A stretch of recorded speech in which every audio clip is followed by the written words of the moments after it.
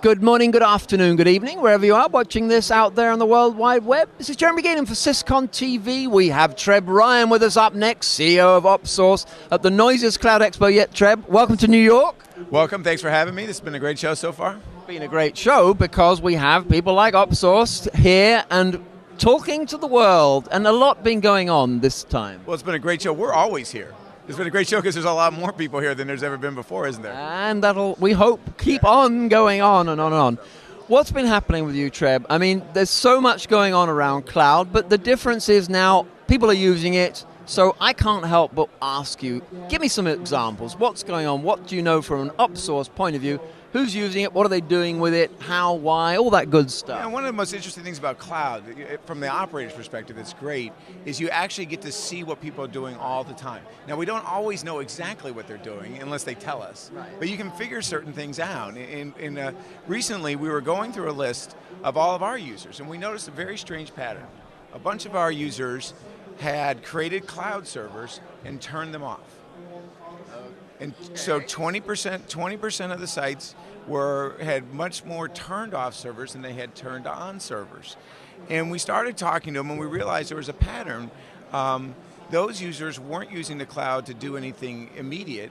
They were using it as a disaster recovery facility for their existing infrastructure. So they just want that extra capacity if they have to suddenly spike, fail over, whatever. So they're doing, and they're making copies of their architecture. They're putting it out in the cloud. Certain things that are static, they keep turned off. Other things like databases that they want to replicate, they're going out there and they're keeping them really low and they're just kind of sitting there taking in information but not doing anything active.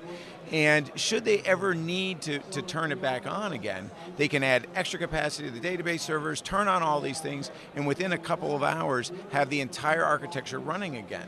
Now this is fascinating. This has been kind of a holy grail in the IT business, is disaster recovery. How do we build good disaster recovery? But usually disaster recovery is prohibitively expensive because you have to go buy servers and stick them someplace else. Right. Generally, the joke on disaster recovery, it costs more than your first site did. Because you have to not only buy the entire site over again, you have to replicate it and do all the software. But with the cloud, we have people who are literally replicating their entire infrastructure, turning the servers off so they're just paying for a little storage. It's costing them like $80, $90 a month. We couldn't get this below $10,000 for even the smallest of sites 2 years ago. And it's fascinating to me now to see people start doing things in the cloud, not just to replace what they were doing before, or to do it cheaper, but to do things they couldn't do before. And to actually make their business, we talk about availability and security, to actually make their business more robust than it could ever be without the cloud. So are you going to get out there and say there is this notion of offline disaster recovery? It's funny because as soon as we saw people doing it, and we were actually, we started this project because we were doing it for one of our customers. A very large software company wanted to replicate their infrastructure, and we had set up that project. We, of course, decided to build a product around it. So anybody can use the OpSource cloud, or really any cloud. OpSource is well set because you can turn the servers off, which is a little unusual.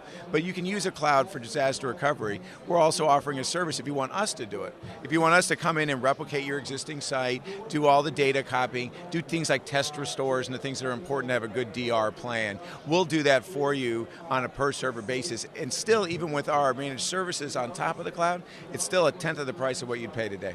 It does sound very tempting. I've always thought that your value prop is so tempting that you've just got to get somebody to speak to you, to speak to someone in the company, and they're going to sign up. Just how you want to try it. And it's funny, what you'll see about the cloud, and this is what I love about how people use it.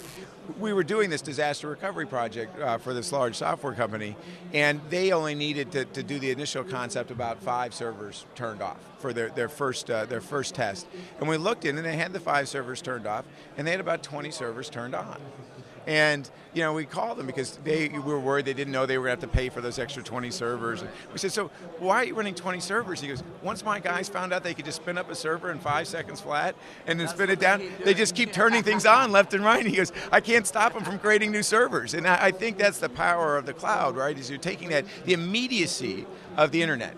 You know, the way the internet works, which is you can get anything you want the minute you want it, and you're applying that to business problems. And when people get that freedom, you know, to break free of what they had from IT or from, you know, traditional hosting providers, even like ourselves, and get something in 5 minutes and spin it up, it's amazing how much they'll use it. I mean, they're going to spin up this, they're going to try that out. These use case scenarios, it's funny, we spent 3 months with this customer figuring out DR, and turns out 20% of our customers were doing it already. And they had figured that out on their own because they figured out new ways to use the cloud. And so it's really fun stuff.